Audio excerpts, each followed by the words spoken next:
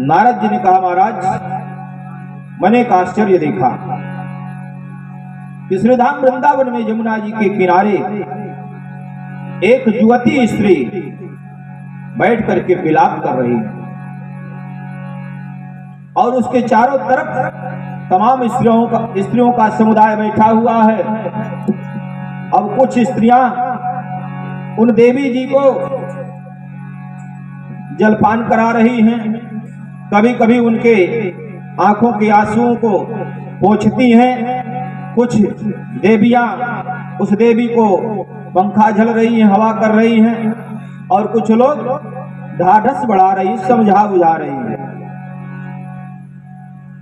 और कहा मैंने क्या देखा, उस नवजुवती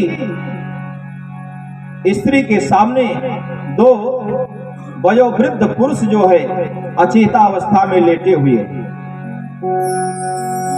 कहा यह आश्चर्य जब मैंने देखा तो कुछ क्षण के लिए मेरा मन तो द्रवित हुआ, मैं रुक गया। मन में विचार आया कि चल करके इन देवी जी के कष्ट को जाने, हो सकता है इनकी कुछ सहायता मेरे द्वारा हो। विचार तो आया, लेकिन नारद जी कहते हैं, महाराज पुनः मेरे मन में विचार आया कि हम तो ठहरे बाबा बैरागी और इन स्त्रियों के समुदाय में कोई पुरुष तो है नहीं, इसलिए यहाँ पर जाना उचित नहीं है। पुनः मैं आगे बढ़ा। जैसे ही मैं आगे बढ़ा तुरंत मुझे उन देवी जी ने आवाज लगाई, भो भो साधो क्षणं तिष्ठ मच्चिन्तामपि नाशय दर्शनं तव लोकस्य सर्वथा अगहरं पराम्। उन देवी जी ने कहा कि अरे महात्मा, अरे नारद जी, कुछ समय के लिए तो आप रुक जाइए, मेरे कष्ट का निवारण किए बिना आप नहीं जा सकते हैं। आप जैसे महात्माओं का दर्शन अमोघ होता है, अगर आप आ ही गए हैं तो मेरे कष्ट का निवारण करके ही आप यहां से जाइए। नारद जी ने कहा कि जैसे उस देवी जी ने आवाज लगाई, मैं उनके पास पहुंच गया। नारद जी पहुंच गए और नारद जी ने प्रश्न किया कि महाराज, कहा कि देवी जी आप कौन हो और आपका कष्ट क्या है, आप क्यों दुखी हो, अपने कष्ट को बताने की कृपा करिए। पहले तो बताइए आप हो कौन हो और क्यों यहाँ विलाप कर रही हैं, और ये दोनों वयोवृद्ध कौन हैं। तब उन देवी जी ने बताया कि अहम भक्तिर्दीख्याता इमौ मे तनयो मतौ ज्ञान वैराग्य नामानो काल जोगे नजर जरो।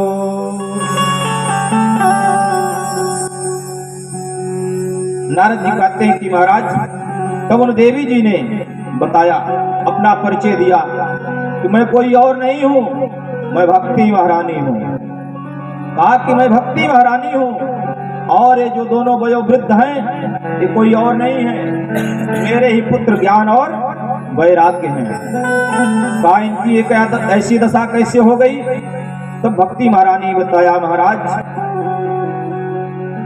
कहा कि मेरा जन्म तो कर्नाटक में हुआ। कहा मेरा जन्म कर्नाटक में हुआ, दक्षिण भारत में मैं पैदा हुई, और धीरे धीरे जब मैं कर्नाटक आदि में पहुंची तो कुछ बड़ी हुई। महाराष्ट्र आदि प्रदेशों में जब मेरा आगमन हुआ तो मेरा कुछ सत्कार हुआ, सम्मान हुआ,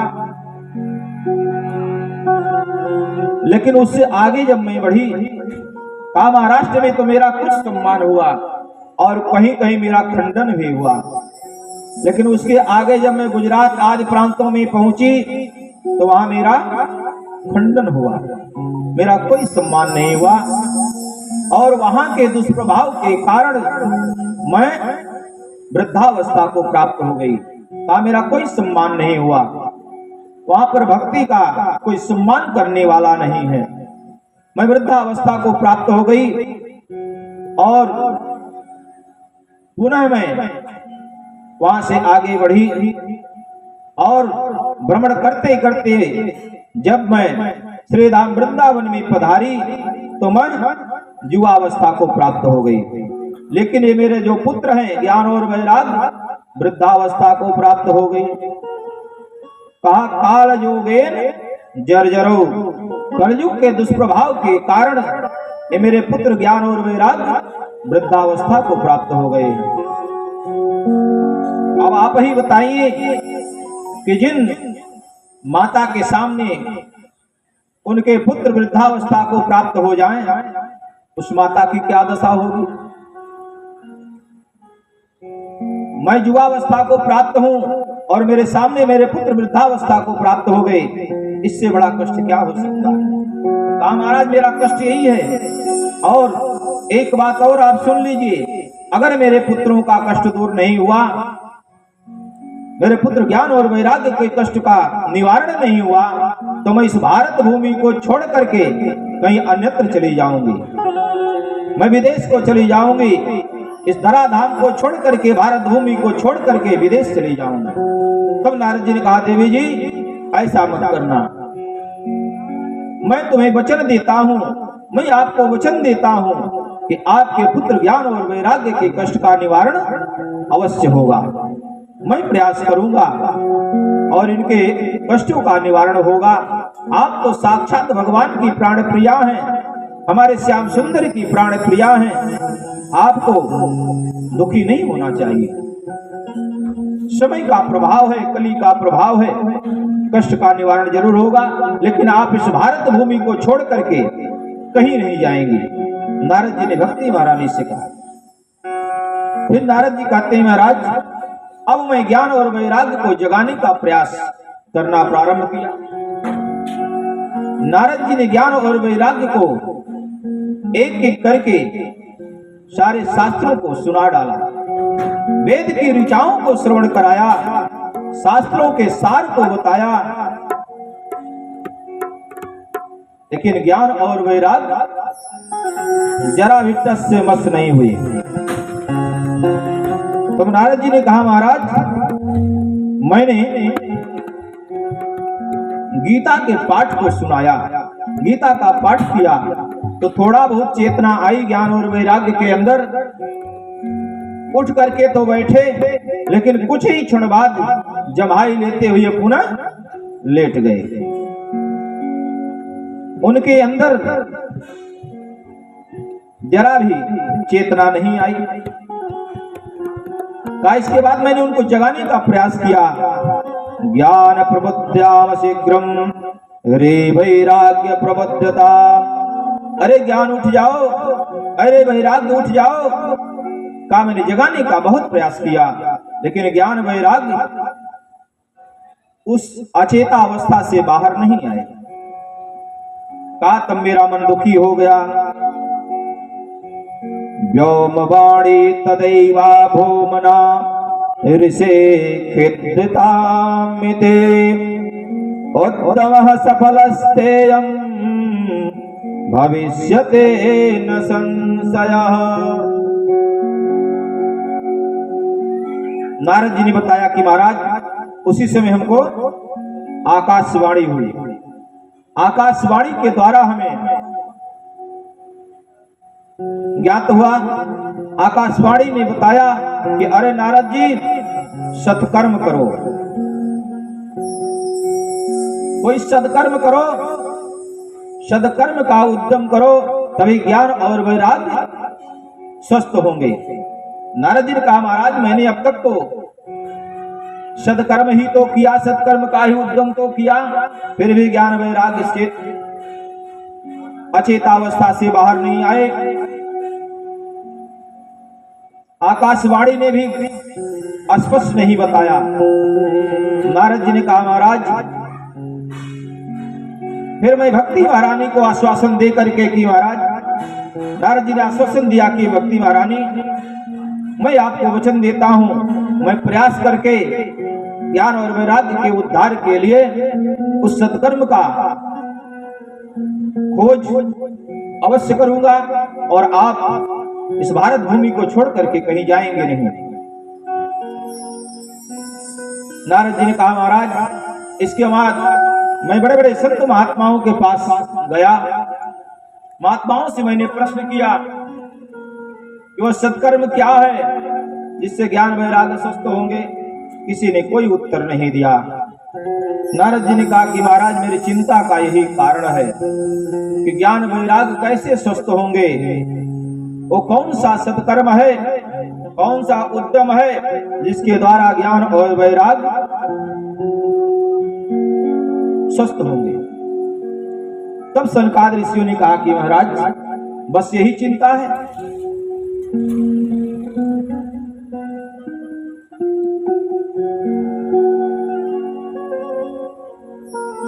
तो सनकादिक ऋषियों ने नारद जी से क्या बताया कि महाराज सावधान होकर के सुनिए, वह सदकर्म वह उद्यम मैं आपको बताता हूं कि श्रीमद्भागवतालापः सातो गीतः सुखादेवे। बताया कि महाराज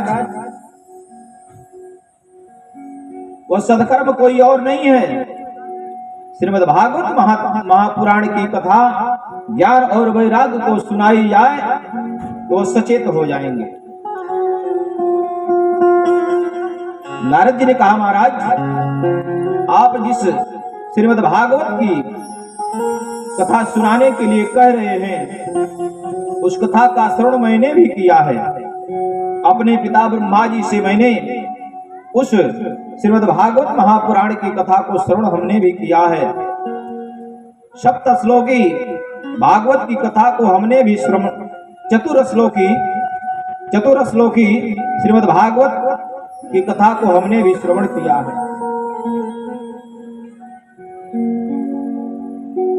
जब मैंने वेदों का श्रवण करा डाला, शास्त्रों का श्रवण करा डाला, ज्ञान वैराग्य सचेत नहीं हुए तो बताइए भागवत की कथा से कैसे सचेत होंगे।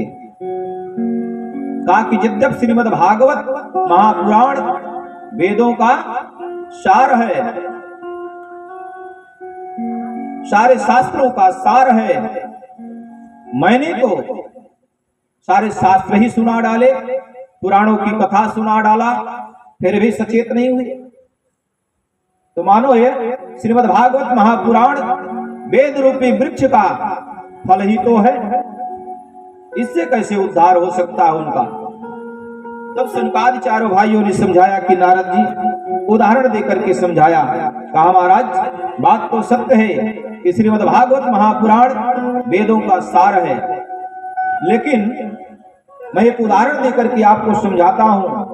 जैसे मान लो आम का वृक्ष है, आम का वृक्ष है और उस आम के वृक्ष पर फल लगता है, आम का वृक्ष फल देता है, तो जो स्वाद जो रस उस फल में है, क्या वो रस वृक्ष में है? अगर हम आम के पत्ते को चबा लें, आम के वृक्ष की छाल को खाएं, तो क्या आम का स्वाद हमको मिलेगा, फल का स्वाद मिलेगा? नहीं मिलेगा। कहा उसी प्रकार जैसे वृक्ष के फल का स्वाद अलग है, उसी प्रकार श्रीमद्भागवत महापुराण है तो वेदों का ही फल, लेकिन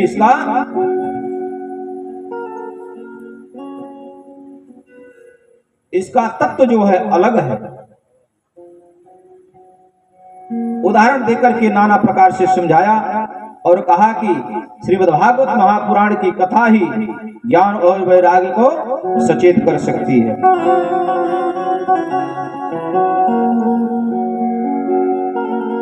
बोले भागवत भगवान की। सुखदेव जी कहते हैं, महाराज सूत जी कहते हैं कि हे सौनक जी महाराज, सनकादिक ऋषियों ने नारद जी को समझाया तो नारद जी के मन में बात जम गई। कहा तो ठीक है, श्रीमद्भागवत महापुराण की कथा अब आप ही लोग श्रवण कराइए। तो कहा ठीक है। नारद जी ने कहा कि कथा कहाँ होनी चाहिए? सनकादिक ऋषियों ने कहा कि इस कथा के लिए उत्तम स्थान हरिद्वार है, ये कथा हरिद्वार में होनी चाहिए। इन लोगों का समागम कहाँ हुआ, चर्चा कहाँ हो रही है? बद्री धाम में। कहा कि अगर हरिद्वार में ये कथा होगी तो बद्री विशाल में हिमालय की चोटी पर कंदराओं में बैठे बड़े जो संत महात्मा हैं वो भी वहां से थोड़ा नीचे आ जाएंगे हरिद्वार, और इधर नीचे से गृहस्थ आश्रम के संत महात्मा जो गृहस्थ हैं इनको भी सुलभ हो जाएगी यह कथा। इसलिए दोनों के मध्य में हरिद्वार में यह कथा होनी चाहिए। शनकादि चारों भैया नारद जी के साथ हरिद्वार में पधारे।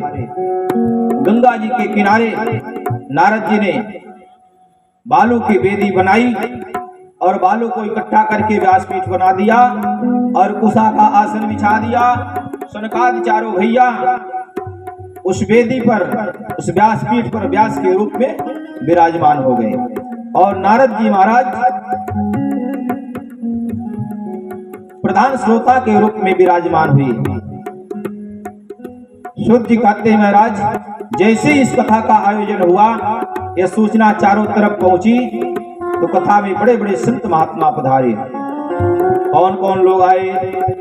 भृगुर्वसिष्ठस्य चौनस्य गौतमो मेधातिथिर्देवल देवरातौ रामस्तथा गादसुतस्य साकलो मृकंड पुत्रा प्रजपिप्पलादा।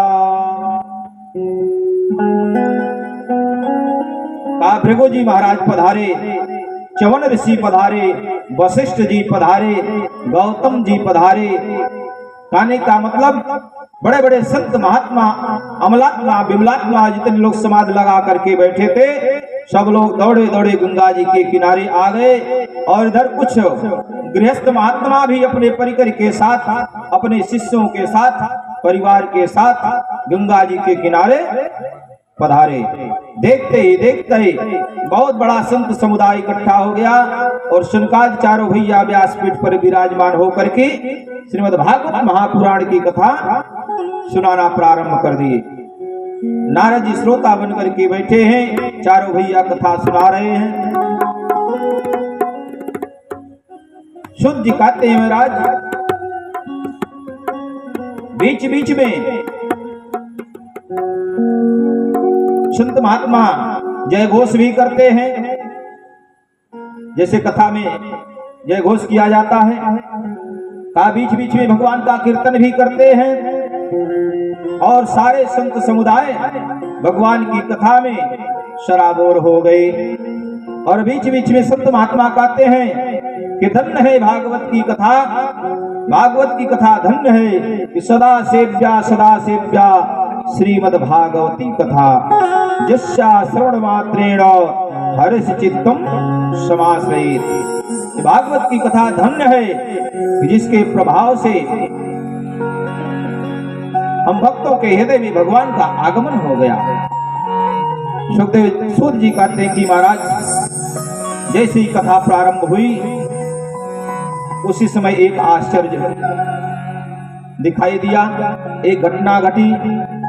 घटना क्या घटी कि भक्ति सुतौ तो तरुणी गृहीत्वा प्रेमैकरूपा सहसा विरासीत् श्री कृष्ण गोविंद हरे मुरारे नाथेति नामानि मुहुर्वदन्ति। सूत जी कहते हैं कि महाराज जब कथा प्रारंभ हुई संत महात्मा जय घोष करने लगे उसी समय एक आश्चर्य हुआ कि भक्ति महारानी अपने पुत्र ज्ञान और वैराग्य का हाथ पकड़ करके ताता थैया करती हुई नाचती हुई कथा पांडाल में प्रकट हो गई। बोले भक्ति महारानी की, बोले भागवत भगवान की। भक्ति महारानी का आगमन हुआ और भक्ति महारानी गुनगुनाते हुई अपने ज्ञान और वैराग्य अपने पुत्रों का हाथ पकड़ करके नाचती हुई कथा पांडाल में पधारी। भक्ति महारानी नाच गुनगुना क्या रही, भगवान का कीर्तन कर रही हैं कि श्री कृष्ण गोविंद हरे मुरारे, हे नाथ नारायण वासुदेवा।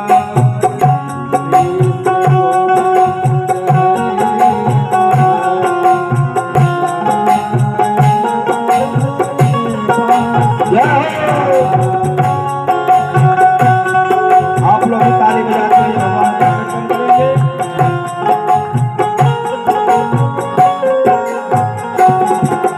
श्री कृष्ण गोविंद हरे मुरारे, हे नाथ नारायण वासुदेवा।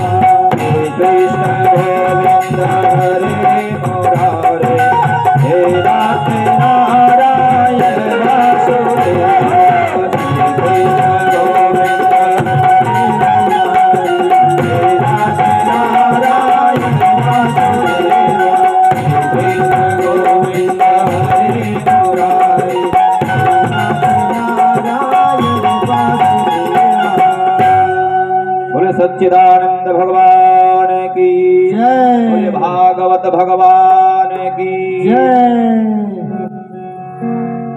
सूत जी कहते हैं महाराज, भगवान के नामों का गुणानुगान करते हुए भक्ति महारानी अपने पुत्र ज्ञान और वैराग्य के साथ कदा पांडाल में पधारी। और भक्ति महारानी ने प्रश्न किया शनकादि चारों भाइयों से कि महाराज सबके बैठने के लिए तो आसन है, स्थान है, और हमारे बैठने